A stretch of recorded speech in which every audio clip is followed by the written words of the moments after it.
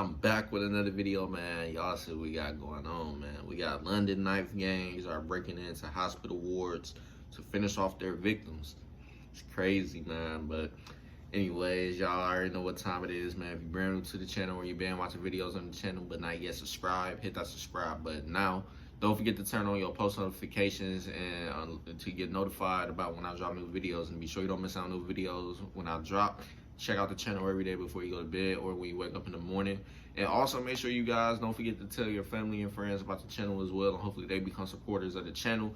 And make sure you guys smash that like button and comment on the video to help the video get recommended to a large audience of people, and hopefully bring in new supporters to the channel as well. And don't forget to add and follow me on social media, man. Go turn my social media numbers up. But with that being said, man, y'all see what we got going on. So let me go ahead and start the screen record. I see y'all getting a little more different out there with this. That started, and we started vid now. So a bit of a different one today, in the sense that we're not really going to be covering any events that have taken place over these past couple of weeks or anything like that. But I wanted to go over a report that was recently published by the Daily Mail in regards to something that, according to doctors, is on the rise but isn't spoken about in the news. Now, if you're a big fan of the TV show Power, then you would have seen something extremely similar in the newest episode of Raising Kanan. And that would be when a victim is in hospital, gang members stroll up there using whatever means they can to get inside and finish the job off. But again, this isn't no TV show. This is something that is actually going down here in the UK. So the article published by the Daily Mail is an account from a junior doctor. Yeah, that's crazy, man. You rarely hear about that going on out here. I ain't gonna lie, I haven't really seen reports like that about people being put in a hospital, and then whoever did something to them tries to come to the hospital and finish them off type shit. That's not a very common thing that we just see on the daily, or let alone be reported on the news and shit like that. But I can definitely say it does happen. It's just not often, but which is good, because if it happened often, we already got a whole lot of problems with violence and gun crimes out here. But this happened often, this would definitely just make it even more crazier out here for people to pretty much really feel safe for real. Because if people really go into the great lengths of trying to finish you off in a hospital, then you really pretty much ain't got no safety nowhere. The only way, you probably not even in jail the whole time, because if you beefing with motherfuckers in the streets, 9 times out of 10, the people that they cool with that's in jail is gonna know about you and shit. So if you was ever get put in jail or prison, whatever the case is, people already gonna know about you, and then you gonna be an instant target. So at the end of the day, if you in the streets for real right now, in today's generation, you really ain't safe. Like, you gotta constantly watch over your shoulder. You gotta constantly pay attention and shit. You can't even just go chill, get some food out in the open without being strapped up or with your guys and shit, making sure nobody trying to do anything crazy to you. So at the end of the day, today's lifestyle, you got shit, being in the streets, you gotta be on your toes. You gotta be paying attention to everything 24/7. You can't be lacking or slacking on any areas. Like, you just gotta be full aware of everything going on, man, because nowadays I really don't put nothing past nobody. Today's lifestyle, I keep saying lifestyle, but in today's life, just because of simple fact, with all these reports and crimes and violence going on and shit, you just really don't know nowadays no more. It is what it is, man. That's just the way life is right now. You just really can't be too comfortable, man. Even as a civilian, shit, you got people getting killed because of mistaken identity or being affiliated, or family members of people that got beefs in the streets and shit. So nowadays, gang members gotta make sure they be careful about who they post on social media, and pretty much keep their personal life out of the public, because of the simple fact you got too many people that's watching and plotting on you and will do anything to get at you. And even if they ain't people that's necessarily got anything to do with the streets, as long as they know that you are affiliated with those people, they gonna be targeted.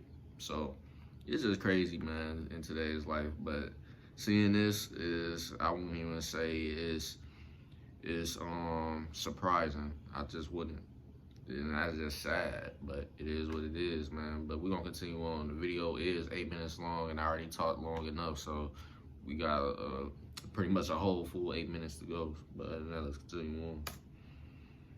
Who speaks of knife crime victims and the initial treatment soon after, something we haven't really gone over on the channel as of yet, and how they themselves have witnessed gang members coming into the hospital to try and kill their victim. So this report reads as follows. Working in a London hospital, you get used to dealing with the after effects of gang fights, but you don't expect to see them. One of the many horrible things you might witness as a junior doctor in the capital, among the worst, must be watching a teenage gang trying to break into the ward you work on, hoping to finish off a victim, punching your colleagues out the way to get to him. Where I work, there's a quote code red every day. Shit, at that point, you gonna have to have hella security just in the hospital to make sure the workers ain't getting fucked up. Like, at this point, like, what the fuck? But yeah, man.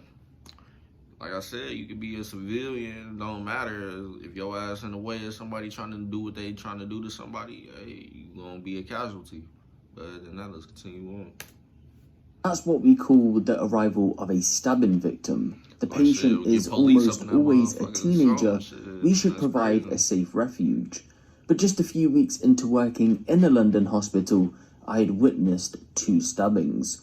So this is a first-hand account from a professional doctor saying that in just one London hospital, there's at least 1 stabbing per day. How alarming is that? Because nowadays we only see the fatal stabbings hit the news. But for one person to be stabbed at a minimum per day shows the issue we really have. And again, remember, this is just from one hospital. But continuing, a few weeks ago, a boy came in with knife wounds and was taken to have a CT scan to assess the damage. But his attackers were not satisfied with wounding him, they wanted him dead. After turning up at the hospital, the whole gang rushed to the CT scanners. So although I did say that we weren't going to be talking of events that happened over the past couple of weeks, well, here's your answer to show how recent this went down. The report continues, the nurse and the radiographer tried to stand up. I ain't gonna lie, it's gonna get ugly in the future. I ain't gonna lie to y'all. Y'all really, I know there's a lot of people that don't really fuck with the government or law in general, but the shit y'all doing, y'all just gonna make them intensify on how they doing shit. And pretty much they might even start fucking around, being around the hospitals a lot more and shit, just because now if they paying attention and really think they, or really do want to make a difference or a change to stopping all of that, they gonna have to really start patrolling that shit. They gonna have to start being low-key with it. They might even have to send undercovers just to be patrolling around the area or inside the hospital and shit, because y'all doing shit like this with no type of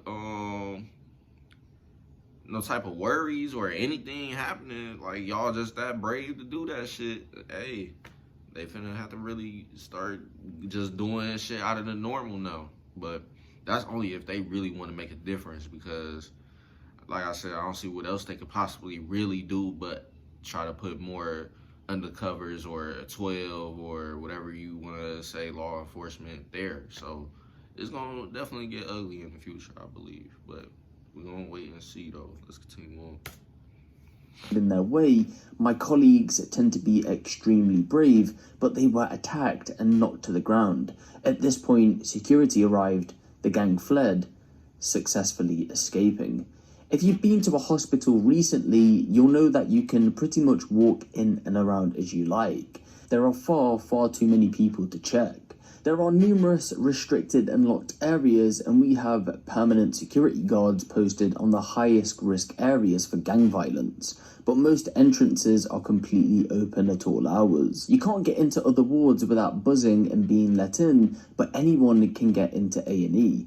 A&E, for anyone who doesn't know, is an abbreviation for accident and emergency. The injured boy came in on a Saturday morning when the hospital was quite empty. Later that day, someone walking on the first floor suddenly heard loud shouting and yelling. One of my friends was working in a ward adjacent to A&E and saw a man run up and start banging on the door, closely followed by a group of young men. The gang had returned, found a target, and were chasing him down the corridor. This is my first time seeing inside y'all hospitals. Y'all shit look crazy. I ain't never seen them set up like that. But majority of the hospitals out here is mostly just rooms and shit like that. But to be honest, I ain't ever been in all areas of a hospital out here, so I don't really know what else the type of designs and concepts they might have on the inside of their hospitals and shit. But majority of them I've been in, they just look regular, have hella rooms and shit. But y'all's definitely look way different for sure. But other than that, let's continue. Knives out. All the wards were locked, and the man was trying his best to get away, hammering on all the doors, but no one was opening up. None of the staff wanted men with knives running around their wards, and frankly, probably didn't want to be in harm's way themselves. We're not paid danger money, the doctor says. They continue by saying, my friend felt guilty for not opening the door, but what was she supposed to do? Put herself and all the patients in her ward at risk. Usually, when there is a gang-related incident, there are stabbings on both sides. Hospitals go to great lengths to ensure members of rival gangs are taken to separate trauma centers. But sometimes a mistake is made, or both victims are too unwell to reach another hospital, and they end up in the same place. Either way, if gangs are determined to take their feuds into hospitals, there is not much we can do. Gangs come up with all sorts of ways to try and access victims who have survived. Sometimes they pretend to be family members. The hospital has started to set code words that genuine relatives can use to identify themselves when they come and visit. But on one occasion, a hostile gang created fake ID badges, something straight out of a Hollywood movie scene. They managed to get hold of their target's location and just called on the intercom. They were buzzed in, and at least a couple got onto the ward. Occasionally, gang members who've been stabbed are personally guarded by police during their admissions. I know of at least one who was discharged straight into witness protection. There was blood all over the floors of the corridor when the gang left that Saturday. Their victim, the man who'd been banging on the doors, was rushed to the intensive care unit. He was at, in terms of treatment quality, one of the best hospitals he could have hoped for. The major trauma team often include ex-military doctors. There will be up to 5 different surgeons working to save one victim simultaneously. This, of course, places a great strain on the health service. But the upside is that London surgeons have become experts, the best in the world, at treating stab wounds. People survive horrendous attacks that would have proved fatal a few years ago. Some are not meant to kill though. Gangs sometimes go for, quote, bagging, which is when they stab the victim in the rectum, so that they need a colostomy bag for the rest of their lives. This is meant to be the most humiliating punishment. And so, as you can see, a pretty intense account from a junior doctor. If you do wish to read the whole article, by the way, because there is more to this report, including a separate account from when they worked in another hospital. I will leave that linked down in the description below. But again, the doctor does go on to confirm, and I quote, "What feels odd to me is that so many people, including children, are being stabbed in London hospitals, and yet almost no one outside the hospital seems aware of it. Unless someone happens to tip off a reporter like what we're reading today, these incidents seem to get swallowed in the general mass of crime stories and injuries. Perhaps it will only get reported on, maybe I should say." I feel like the reason why this shit ain't reported is because, think about it, the more that people don't really know about these crimes, the less panic and other shit you got going on from people on the outside looking in type shit. So say that you get more of these reports reported out, you gonna have pretty much the whole public just horrified to even think about going to a hospital for real. Like, you know how kids usually are scared to go to a doctor's office and shit, but now you grown up and you actually hearing about people getting killed by other people in hospitals, even though a hospital you're supposed to be safe and be treated for any type of situation or life-threatening situation, etc., etc.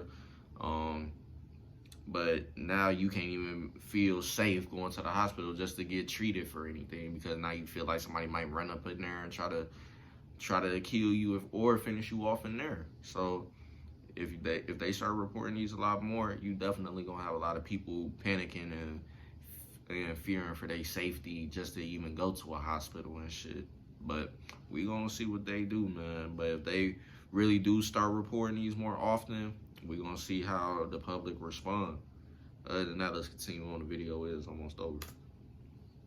When someone is murdered in a hospital. Now, I can back these claims, believe it or not, because I remember seeing a story a little while ago, and I do have that story to hand, where a 19-year-old teen had been shot during a drive-by shooting outside of Newham University Hospital, allegedly by a 16-year-old boy. But guess what? It wasn't anywhere in the mainstream news. Now, of course, this wasn't an attack in the hospital itself, but it was still on the hospital grounds. I found it via a court news website. Here you can pick up on more low-key stories that might not necessarily get covered by the mainstream media. The original coverage was reported on by the likes of My London and the Newham Recorder, but BBC, ITV, etc. were nowhere to be seen. And we do have to ask ourselves, why aren't stories like these getting reported on if they're happening way more than often? But I really want to get a conversation going about this topic, so let me know your thoughts down in the comment section below. And that's pretty much the end of the video, man. Yeah, it's looking crazy, man. I ain't even gonna lie to y'all, but I really do feel like in the future it's gonna get ugly with law enforcement, and y'all already know how nobody really likes them unless you a civilian for real that really pretty much appreciate the jobs that law enforcement are doing and shit.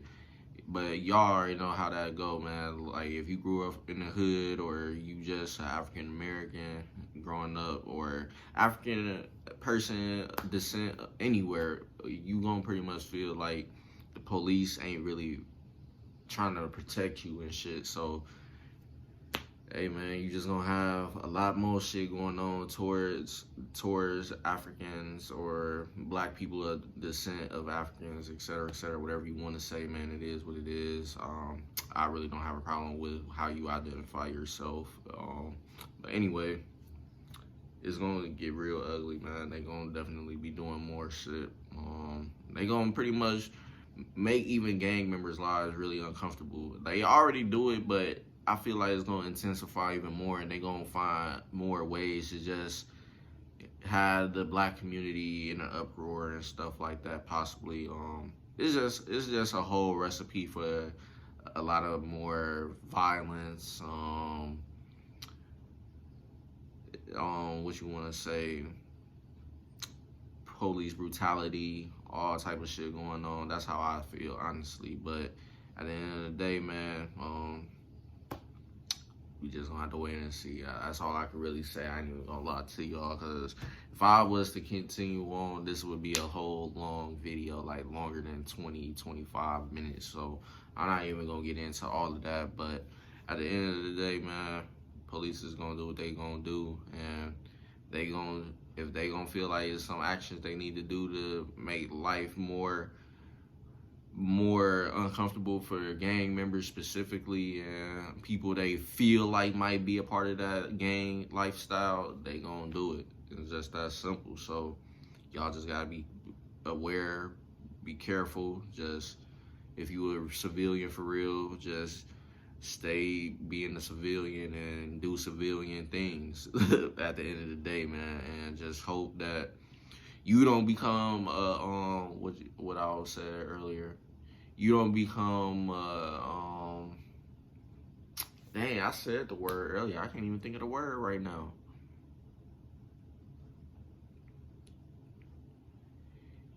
You pretty much don't become a innocent person in any of the violence or crime going on, whether it be from police brutality or the gangs and shit like that. You pretty much just want to stay out the way. A casualty. You pretty much don't want to become a casualty. So at the end of the day, you just hope and pray that you don't become a casualty and shit and stay out the way.